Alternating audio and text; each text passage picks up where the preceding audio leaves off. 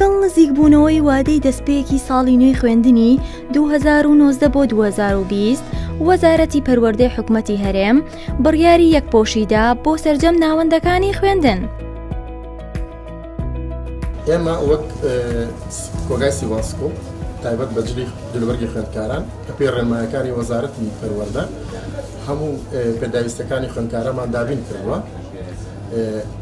ئێمە ڕێکەوتنمان لەگەڵ هیچ مدیری خوێندنگایەک نییە. ئێمە کۆگایەکی سەربەخۆشت ئەفرۆشین لەبەر کواڵەتی باش و هەرزانی نرخ زۆرینەی خەڵک سەردانی ئێماکە.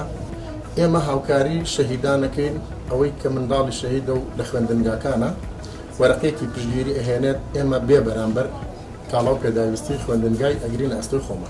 شتەکان بەبێن بەرامبەر ئەم بە من و لەگەڵ شتی تریش هەموو پێداویستەکانی قوتابخانەم بەبێ بەرامبەر. نام دێنێ لە قوتابخانەی قەڵای دمدماتم تاتوم بۆ سیڤاسکۆ هەموو پێداویستەکانی قوتابخانە کردمە بێ بەرامبەر.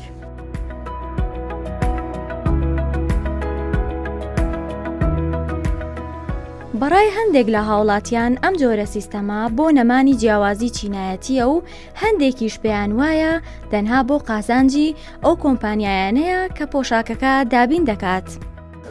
لە ڕاستیە خۆی یەکپۆشی سیستەمێکە کە زۆر شوێن جێبەجێ ئەکای تر چ لە ناوەندەکانی خوێندنابێ یاخود لە فەرمانگە حکوومیەکانە بێ ئەمە خۆی لە خۆیە نەهێشتنی جیاوازی چینایەتیە.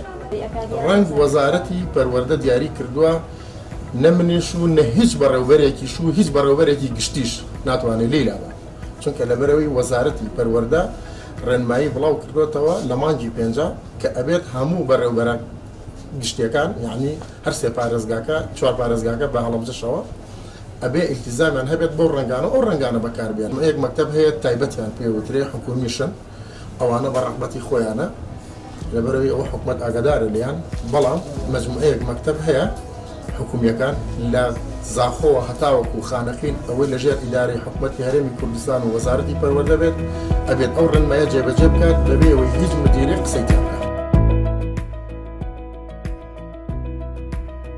لە ئێستادا نرخەکانمان زۆر بە گونجاو ئەزانین لەبەر ئەوەی کە هەرێمی کوردستان لە بارودۆخێکی باشان نییە.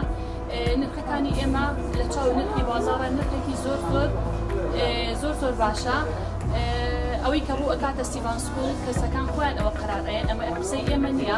نرخەکانمان کواڵێتیمان لە چاو بازاڕ و لە چاو شوێنەکانی کار و هەتا بڵێ باشە.